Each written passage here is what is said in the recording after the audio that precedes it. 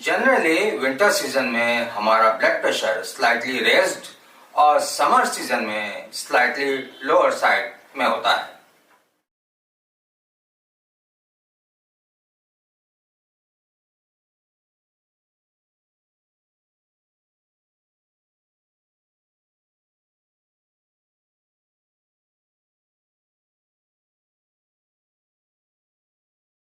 Prolong cold exposure से हमारे body में 4 बातें हो सकती हैं।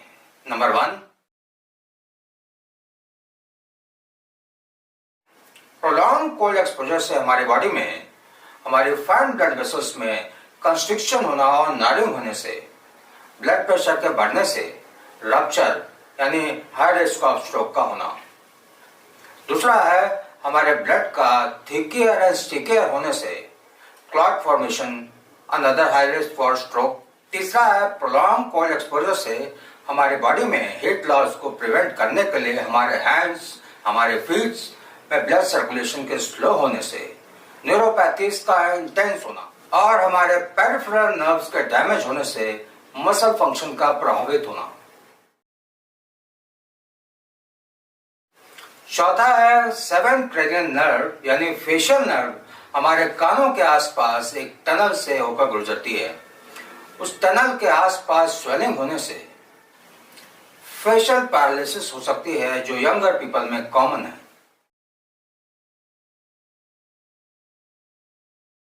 स्ट्रोक यानी हमारे ब्रेन की फाइन वेसल्स में ब्लॉकेज या रप्चर होने से motor functions and voluntary functions का प्रभावित होना। सेरेब्रोवास्कुलर डिसऑर्डर्स यानी स्ट्रोक के कारण एकाएक डेथ भी हो सकती है अथवा पैरालिसिस यानी लकवा जैसी कंडीशन पैदा हो सकती है। स्ट्रोक के कारण हमारे बॉडी में abrupt onset of neurological deficit होता है। Reduced motor and muscle function के कारण हमारे आर्म्स, हमारे लेग्स, हमारे फेस में सेंसेशन का लॉस होना।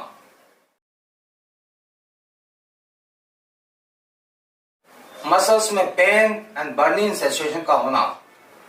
वॉकिंग, टॉकिंग एंड बैलेंसिंग में कठिनाई का होना।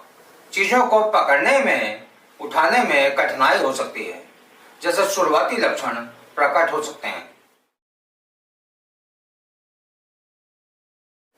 स्ट्रोक के कॉम्प्लिकेशंस की हम बात करें तो 2 बातों पर निर्भर करते हैं। पहला है कितनी देर तक हमारे ब्रेन को ब्लड फ्लो में बाधा उत्पन्न हुई है, और दूसरा है हमारे ब्रेन का कौन सा पार्ट अफेक्टेड हुआ है, जिसके कारण मसल्स के मूवमेंट का लॉस यानी पैरालिसिस जैसी समस्या पैदा हुई है।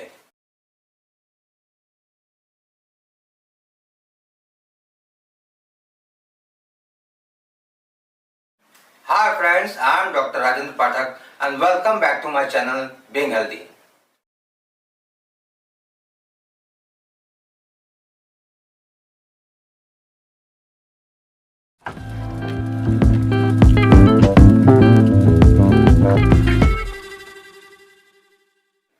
आज इस वीडियो में हम बात करेंगे पैरालिसिस यानी लकवा के ऊपर। हम बात करेंगे पैरालिसिस यानी लकवा के लक्षण, कारण और बचाव के बारे में, और हम बात करेंगे Ayurvedic protocol for prevention and treatment of पक्षाघात यानी पैरालिसिस लकवा। तो आइए शुरू करते हैं पैरालिसिस यानी लकवा पर बात। एक या एक से अधिक मांसपेशियों के समूह में मांसपेशियों का कार्य करने में पूर्णतः असमर्थ होने को लकवा यानी पैरालिसिस कहा जाता है। आयुर्वेद के अनुसार पक्षाघात यानी पैरालिसिस प्रेडोमिनेंस ऑफ वात के कारण आचार्य चरक ने पक्षाघात को 80 टाइप्स ऑफ वात नानात्मक रोग के अंतर्गत रखा है।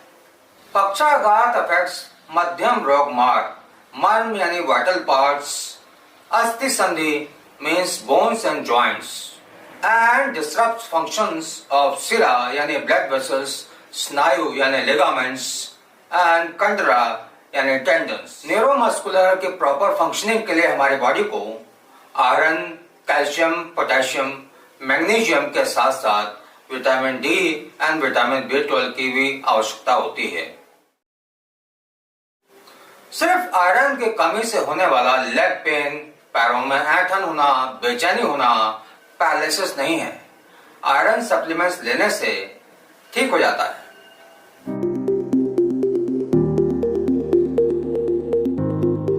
सिम्टम्स ऑफ पैरालिसिस की हम बात करें तो सबसे पहला है weakness, decrease muscle movement control का होना। दूसरा है क्लोनस यानी अनैच्छिक मसल का लयबद्ध संकुचन होना। कंपन एक स्ट्रेच रिफ्लेक्स है। तीसरा है स्पास्टिसिटी यानी मसल्स का स्पैज्म, जकड़न होना। मसल्स में ग्रेड 3 स्पाज्म होने के कारण मसल रप्चर भी कर सकती हैं, जिसके लिए सर्जरी की आवश्यकता पड़ती है। चौथा है एक्सैगरेटेड यानी अतिशयोक्तिपूर्ण टेंडन रिफ्लेक्सेस का होना। पांचवा है डिक्रीज्ड एंड्योरेंस यानी सहन शक्ति में कमी होना, जैसे लक्षण प्रकट होने लगते हैं। कॉजेस ऑफ पैरालिसिस की हम बात करें तो कोल्ड एक्सपोजर के अलावा diabetes, high blood pressure, cholesterol में इम्बैलेंस या थायराइड के इम्बैलेंस का लंबे समय तक बने रहने से पैरालिसिस की कंडीशन पैदा हो सकती है। दूसरा है TIA यानी ट्रांजिएंट इस्केमिक अटैक, थोड़े समय के लिए टिश्यूज में ब्लड फ्लो में बाधा उत्पन्न होने। तीसरा है स्ट्रोक की कंडीशन। चौथा है हेड इंजरी यानी सिर में चोट लगने से फाइन ब्लड वेसल्स के रप्चर होने से। पांचवा है स्पाइनल कॉर्ड में इंजरी होने से परमानेंट टाइप पैरालिसिस हो सकती है।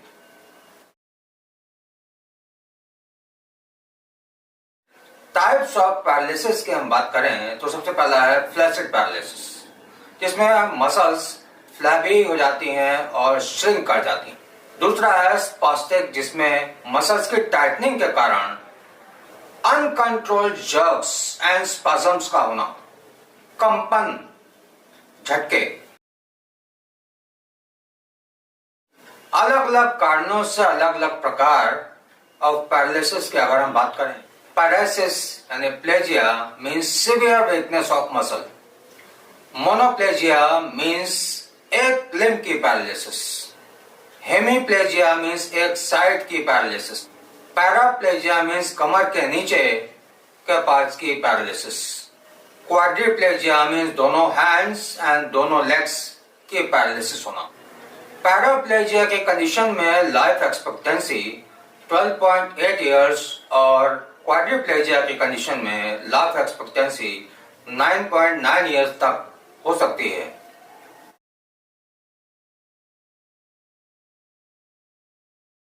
प्रिवेंशन ऑफ पैरालिसिस की हम बात कर रहे हैं तो सबसे पहला है balance diet. Vital proteins, minerals, vitamins युक्त डाइट का सेवन, खास तौर पर सिट्रस फ्रूट्स जैसे bell pepper, broccoli, tomato, papaya, guava, strawberry, kiwi, saturated fats and added salt को अवॉइड करना चाहिए। दूसरा है रेगुलर एक्सरसाइज। रेगुलर एक्सरसाइज करने से हमारा ब्लड सर्कुलेशन बेहतर होता है, हमारी मसल्स की स्ट्रेंथनिंग होती है, हमारे motor function, motor skills and balancing regain होते हैं। तीसरा है quit smoking and excessive alcohol intake. चौथा है maintain weight as per height, age and gender. पांचवा है रेगुलर हेल्थ चेकअप से डायबिटीज, हाइपरटेंशन, थायराइड, कोलेस्ट्रॉल जैसी कंडीशंस को कंट्रोल में रखना। टी एंड कॉफी के सेवन से स्ट्रोक एंड पैरालिसिस जैसी कंडीशंस का रिस्क कम होता है।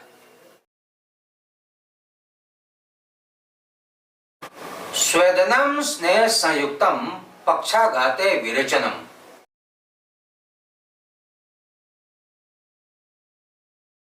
स्वेदन यानी hot fermentation of the body, शस्तिकाशाली पिंड स्वेद, इसमें एक पटली में चावल को भर के हॉट फर्मेंटेशन पूरी बॉडी में किया जाता है।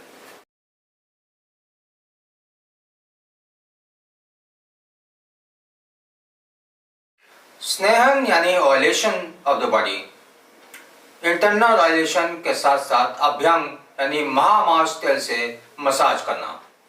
तीसरा है मृदु विरेचन यानी थेरापेटिक परगेशन। एरंडोल इज नॉर्मली यूज्ड।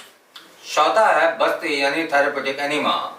एरंडमूल, दशमूल एंड चिरबला नॉर्मली यूज्ड। पांचवा है नस यानी nasal route of drug administration. 2 drops of चिरबला ऑयल 8 hourly। इसके अलावा अनुलोमन यानी पेरिस्टाल्टिक मूवमेंट को करेक्ट करना, परिषेक यानी छिड़काव, अवगाह यानी टब बाथ, उपना यानी मेडिकेटेड पेस्ट भी प्रयोग किए जाते हैं।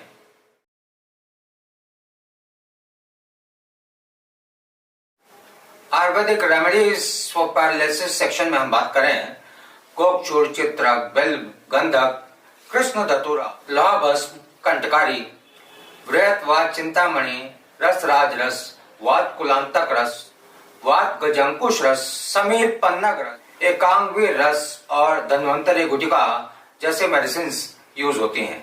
इन मेडिसिन का इस्तेमाल अनुपान स्वरूप हनी के साथ किया जाता है। Whole Ayurvedic protocol is based on prevention of stroke.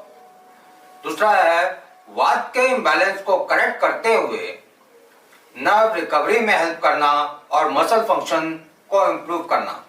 तीसरा है वात के इम्बैलेंस के साथ साथ अगर पित्त दोष और कफ दोष का आवरण है तो सबसे पहले पित्त आवरण की चिकित्सा, उसके बाद कफ आवरण की चिकित्सा की जाती है। यह काम आयुर्वेदिक डॉक्टर्स का है, उन पर छोड़ देना चाहिए।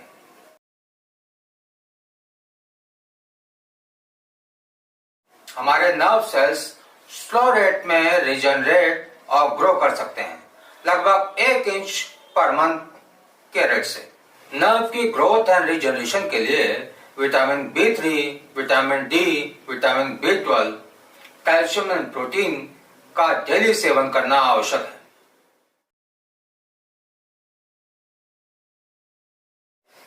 Sharp shooting and electric pain का होना नर्व रिकवरी के सामान्य लक्षण हैं, तो इनके होने पर घबराना नहीं चाहिए।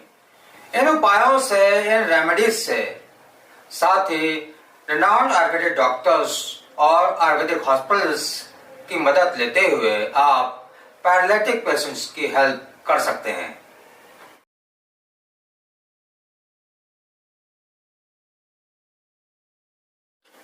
दोस्तों, ये वीडियो आपको जरूर पसंद आया होगा, तो please like, share and subscribe to my channel.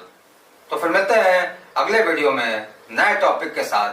तब तक के लिए आप सबको मेरा नमस्कार। Thanks for watching.